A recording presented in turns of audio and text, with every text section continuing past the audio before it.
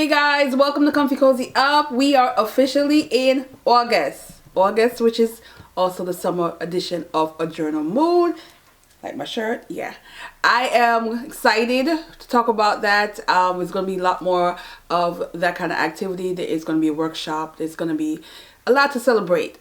So before all that, let's get into the books I read. Now, this was a really good reading month. I was going with the flow, going with the mood. So there's literature, there's some heavy stuff, but there's also some very much literature that you just don't take seriously because it isn't intended to be a fun read for me. So let's start with the heavy stuff, which is a subscriber pick. And this is Ruda Sepeti, and this is Salt to the Sea. I never heard of this book. It is also another World War book, World War II, and it's following 4 young individuals. Now, this is inspired by a ship, the Good Star. Let's see what ship. Wilman Gustav. It's a ship that literally was packed to capacity for people who were trying to get out of harm's way, and historically it's believed like about 9,000 people vanished. It was way overpacked, and it was just unfortunately was in the way of the war, and it was tragedy. So the author decided to write a story about the people that may have gotten on the ship, who survived and those who didn't. So in this book, you're following 4 characters. You're following a soldier who's haunted by things. Throughout the book, he is writing a letter form to someone, and you're just wondering how this person is even going to get this in the middle of that. But as the story goes, you realize what was haunting him and what his secrets and tragedy is in the story. Then you have another one who's like the pretender, who is using every tactic and everything in his viewpoint of certain things he's holding on to, and how he's able to maneuver his way in the war when he, at his age and what he's supposed to be, should be fighting. You have a young nurse who is maybe about 21, who is basically put in a position where she's like a doctor. She is trying to save everyone she can possibly save, and trying to protect and mothering at a young age, because this book really talks about the young children. It's believed about 5,000 of the dead were children. And so these were children that were abandoned, whether or not their parents were captured, imprisoned, or they were killed. And these are children like just out there in the world, and there's that protective person that this character is. Then you do have one young person who is about 15, who was pregnant throughout this, and you learn her faith, how she became pregnant, all of that kind of tragic things that you expect that war can be, the ugly side, and you follow her story. And so because I knew what kind of book this is, sometimes you have to sort of prepare yourself for the tragic moment, and you know it's gonna come. But I do think this was interesting because I learned something about it, and I think that's one of the reasons why I love historical content in books, because oftentimes it is inspired by true life things.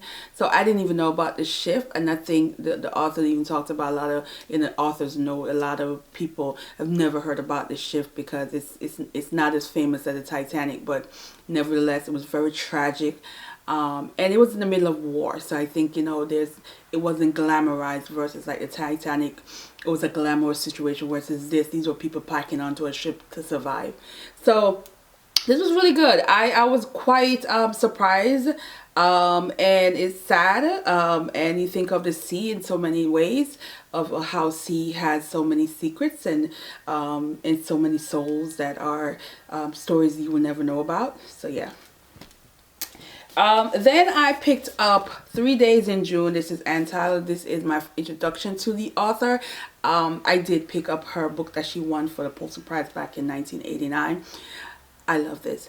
there are some books that do not need to be over the top, do not need to be this huge production of literature for anybody to really enjoy and really grasp the message.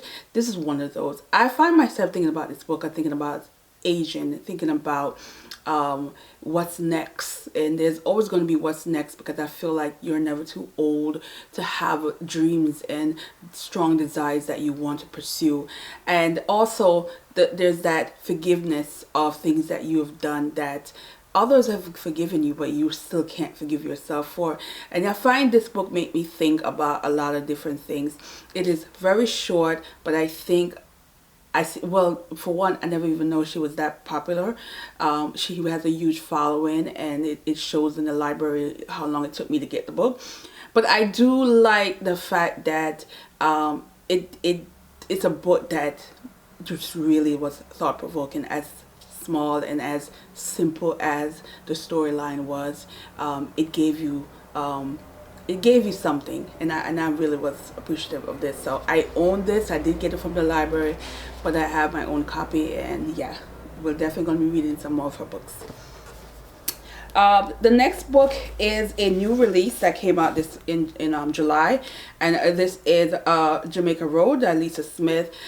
This was heartbreaking, gripping towards the end, and it follows two young adults who are it's like, I would call this like a growing pain kind of situation. They met very young in secondary school. One was of Jamaican heritage, meaning she's the first generation born in London, and the other one is a young man who moves to London to live with his mother. And so they're having this friendship and this love, but their family secrets, their family trauma is what, you know, pulls them apart, and at times pull them to each other. It does deal with very heavy subject matters in this book, and you rooting for people, but you also disappointed at times of what parents do to their children, and the kind of impact and scar they can have on their children in the name of love, in the name of self-sabotage. And I think oftentimes there's that whole idea of you your own heart can betray you in a way that can be detrimental to others. And I think in this, especially how it ended, there is there is a happy moment, but then for me, I feel there's more tragic, and there's more of years of healing that certain characters in this is going to need to get past what, you know, transpired throughout the end of the book. Love it. Love the historical content. It is started 1981, and the racial and the cultural tension that was happening at the time. There's a tragic house fire that was used in this, because the main character, she is fascinated with the newspaper, with history, and she reads a lot. And I think this was one of those where with that whole idea, you learn a bits and pieces about that time, because I did not know about this particular fire that had took the life of so many young individual that never got justice, kind of deal. So I really enjoyed this. It is, again, it's a love story, but it's really wrapped up in a lot of family trauma, tragic moments in this story. So let's get into the romance. So those are my heavy literature. Lord, yes. Kennedy Ryan, let's start with her. And she also had a heavy subject matter in this, because that's something relatable when you're dealing with a family member who has Alzheimer's and who is going through many stages of dementia. And it's very much I think one of another reason why I feel like Kennedy Ryan is such like an amazing author is because how responsible she is when she talks about certain things in her books. She do her research, and she makes those that can relate, feels a little bit more seen in how they respond. I think about my family member. I think about my cousin and my aunt who also has this going through this illness, and the stages of feeling you're slowly losing a person. the person who you know is slowly not there. You know, my mom, sometimes I will ask her certain things, and you can see the sadness in her eyes, because she's losing the sister in a different form. They're physically here, but you know. I love the romance in this. I thought it was going to be a little bit one of those uncomfortable situations, because the female character was friends with the ex of the male character in this, but it was done in a way where it's very understandable how this can happen and why it's okay. And the romance was slowly, I think you could see the care and the connection that they have, even with the tragic illness that the female character was dealing with. It was written well. It was absolutely written well. It made sense. It's just beautifully done, and I can very much appreciate Arthur can do that, and Candy Ryan is just amazing, period. She deserves all the attention she's getting and everything, because this was really good. And then there's that sexy plus size, fun dated, so much of me wrapped up in this character. I just think Danielle Allen, when she comes down to writing books, I feel like, oh God, it's me on the page, it's me on the page. But I was here for it. Plus size player, amazing romance, because it is so relatable. I feel like I used to be the young girl that was a serial dater that just could not find that guy that is all wrapped up in one. And this is one of those where you're dating just to date, just to have fun, just to go out. And one of the person just had the full package. However, you don't talk about your personal life in terms of what you do for a living. I am one of those. Like, most people don't know what I do for a living, because I don't really care to share what the hell I do for a living. I also don't really show a lot of my social media when I do date, as far as what, you know, I just don't, until, you know, I really get to know the person, and, you know, but other than that, I don't. So this is another case of the person don't know what you do for a living, and then when there's that encounter and you realize who the person is, you realize that your career and your finance might be in jeopardy because of that. And this is what you get in this, and that secret and the sneakiness and all. Oh, this was just juicy. It was a perfect summer read. I am here for it. You see me smiling. It's definitely one of my favorite romances this year. I love everything about this book, and it's spicy. So if you are not for the spice, stay away from this book. If you are not for the spice, I repeat, stay away from this book, because it is spicy. All right, so let's get to the books that are I read on my Kindle, and they all from the same author. Let me tell you, Jaquel got me in a chokehold. She got me in a chokehold, because I wanted to have an author that's going to be that author I was going to read a lot of her books. So I'm going to flat out say, if you are a literary person, like you are heavy on literary fiction, you are heavy on certain writing style, don't even go to her book. She is, I would say, urban writer as well as a romance writer. And so I read both. I finished the series that I was reading, Staten Island Love Letter, which is an urban fiction, and there's 5 books in the series, and I finished the 3 of them. And then, of course, I went to another series that you would consider more romance. It is not urban. These are people with careers and all of that. So let's get to the Staten Island. How this book ended, it was like, there was an infidelity happening. There was heartbreak happening. They were dealing with so much in this series. That you just, it was a page turner. It was easy to fly through these books, because you want to know what was going to happen next. And this is what you get in the series. They are in Staten Island. They're living the rough life. They're trying to have family and fall in love and all that stuff. But you know, tragedy happens, and they're navigating through that. And there's a point of the infidelity that happened in this that I was like, I don't know if I would ever be able to forgive that person. And I love how the author didn't dwell on the fact that this person wasn't going to be some gullible person that's going to forgive just like that, because it was really bad. The timing of this was really bad. One thing I would say about the author, she doesn't drag, and I can appreciate that. She doesn't drag. If there's a secret, it's like a couple of pages and the secret's going to be told. The characters tend to be very much straightforward. That's just going to tell the truth, that kind of deal. And I like that she doesn't drag, because there's some author likes the secret to go on and on and on, and you're like, okay, can we get it out? Not this author. So then I read her series, the Lennox Hill series, and shout out to one of my friend who said, you know, she want to talk about this. We're going to talk about this, girl. We're going to talk about this. So it is following how the series starts, the Lennox Hill series. So I'll pop up all the things on the screen. It is started where they went on a vacation. So we have two sisters and a friend. We're talking a therapist, a social media person, and a dentist. And they went on a vacation, which is a much needed vacation away from their personal life.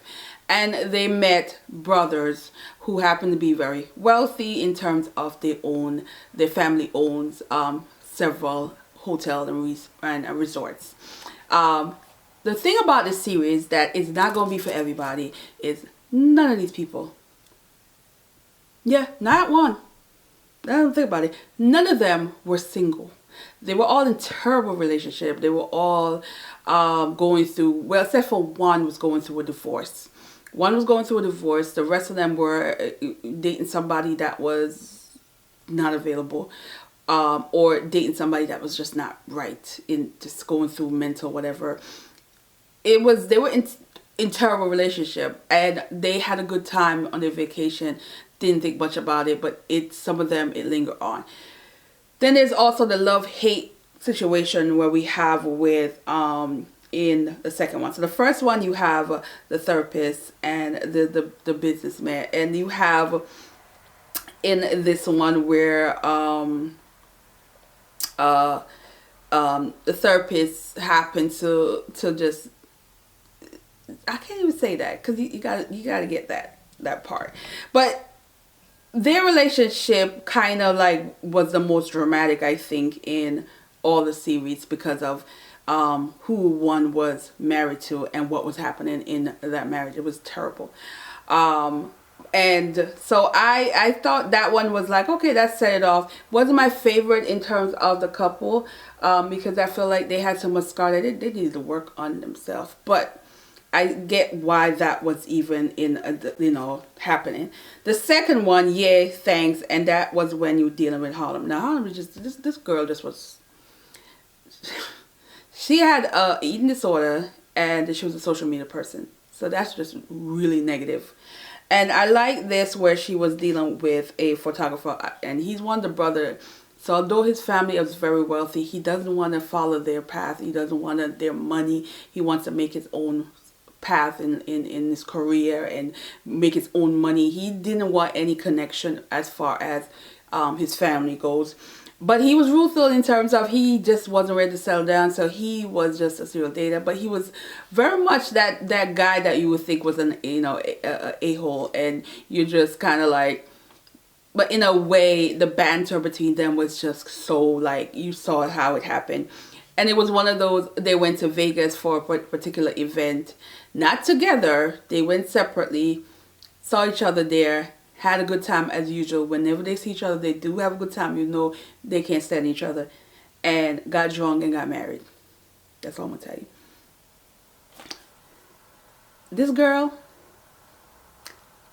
there were times I want to just choke her.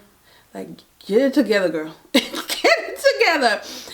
She made this man.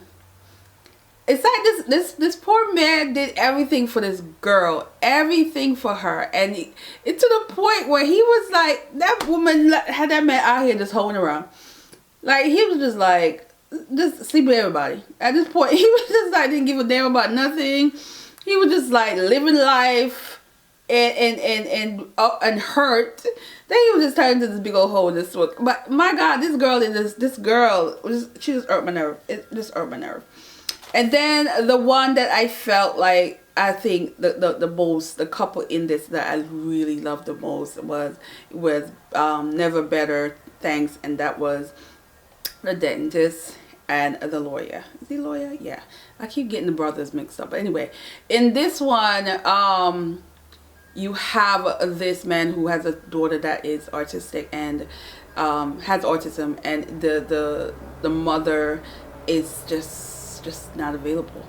And then you have the dentist who wants to be a mother, and it ruined her marriage because the lost and everything that was happening. And but she is single now. She's divorced, she's single, but she's still on the hunt of making of having a baby and going through all these different things that she put in her body through, and going through the many lost of miscarriages and all of that. And then she meet this man who, you know, who sees her, who speaks to her, who has this daughter that she really just bond with, and they needed each other. And this one I would feel like is like my favorite in terms of, like, you saw the romance, you saw how it happened, you saw why it happened, and you're rooting for them, and you, even towards the end, her blessings that came along and how it came along. I really enjoyed this. I thought it was a really good romance. Out of the series, that was my favorite series of the books in the series. And that's it, guys. Still gonna read more. We will be talking about the Booker. It is coming. The next video will be highlighting some of the Booker things. And I'm excited to read these books from the Booker. I don't even talk about my feelings yet about certain things, but we will have a video talking about the Booker next. And yeah, so thanks for watching, guys, and go ahead and head over to my Instagram, my blog, get the calendar, and join me as we journal every day in August. All right, guys, thanks for watching. Bye.